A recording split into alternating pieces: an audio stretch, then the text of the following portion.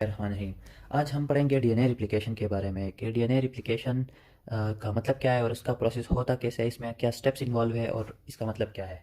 तो DNA replication जो होता है इसे हम कहते हैं the process of self synthesis of DNA is called DNA replication. यानी हम डीएनए मॉलिक्यूल से उसका एक कॉपी बना सके उसकी, तो इस प्रोसेस को हम कहते हैं डीएनए रिप्लिकेशन। अब डीएनए रिप्लिकेशन होगी कैसी, हम सबको पता है कि डीएनए जो होता है वो स्पाइरल स्ट्रक्चर होता है उसका, मतलब it is like a ladder type structure. और अब डीएनए रिप्लिकेशन होगी तो वो शुरू कैसी होगी और इसमें स्टेप क्या होंगे। तो सबसे पहले हम ये जान लेते हैं कि डीएनए के स्ट्रक्चर में स्पेसिफिक पॉइंट्स होते हैं जिसे कहते हैं origin of replication. Origin of replication में इंजाइम्स आ जाते हैं, वो इसके स्ट्रक्चर को डबल स्ट्रैंडेड से सिंगल स्ट्रैंडेड तक कन्वर्ट कर देते हैं और इसके बाद डीएनए का जो रिप्लिकेशन प्रोसेस है वो स्टार्ट होता है। इसमें बहुत सारे इंजाइम्स इन्वॉल्व होते हैं, वो हम डिटेल से पढ़ेंगे। तो आइए शुरू करते हैं। डीएनए जो स्ट्रक्चर है वो है डबल स्पेरिक स्लेडर टाइप।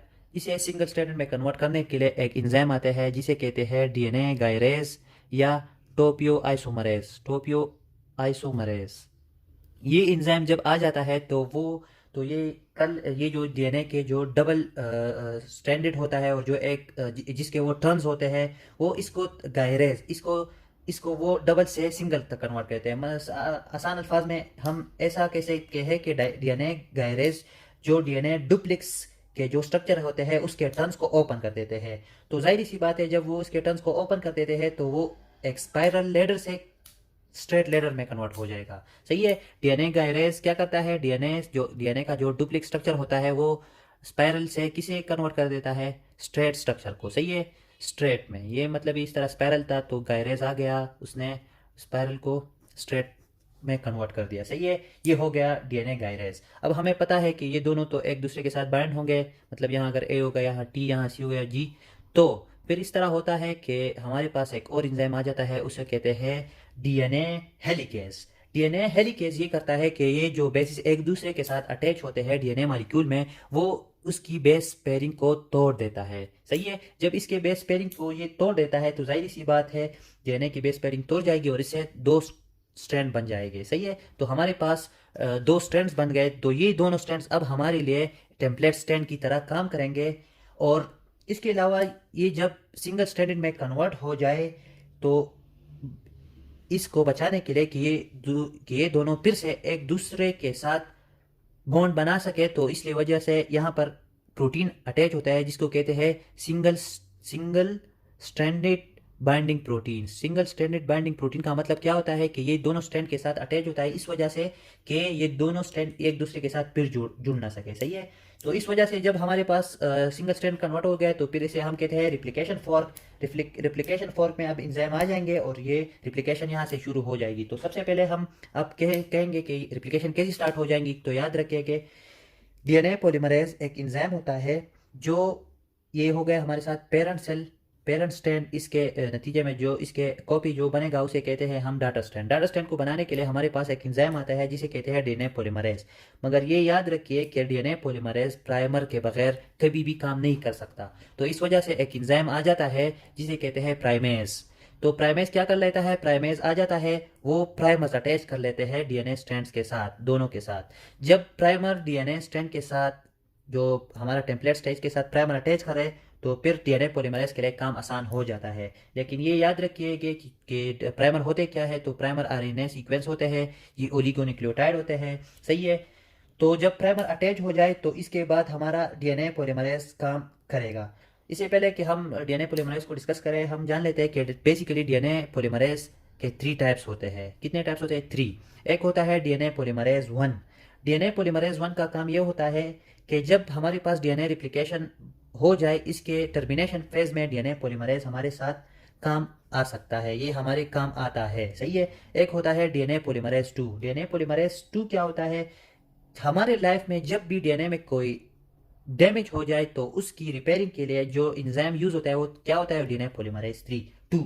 और जो डीएनए पॉलीमरेज 3 होता है वो क्या होता है, हो जाहिर सी बात है जब पॉलीमराइजेशन होती है और पेरेंट सेल से डाटर स्ट्रैंड बनता है तो उसमें कौन सा इंजाइम यूज होता है, डीएनए पॉलीमरेज 3। सही है।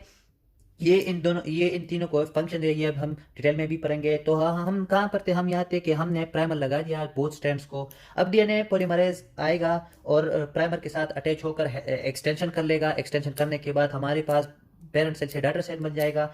लेकिन एक बात ज़रूरी है, ये याद रखिए कि DNA polymerase always works in 5 prime to 3 direction because it can only add nucleotide to 3 prime end. हमने प्राइमर 3 प्राइम एंड पे अटैच किया होता है। अब हमारे पास जब डीएनए पॉलीमरेज आ जाए तो वो 3 प्राइम एंड को अटैच हो जाता है, लेकिन इसकी जो एक्सटेंशन होती है वो किस एंड से किस से होती है, 5 प्राइम से 3 प्राइम एंड की तरफ। क्योंकि हम जानते हैं कि डीएनए के जो दो स्ट्रैंड्स होते हैं वो एक दूसरे के अपोजिट होते हैं, सही है।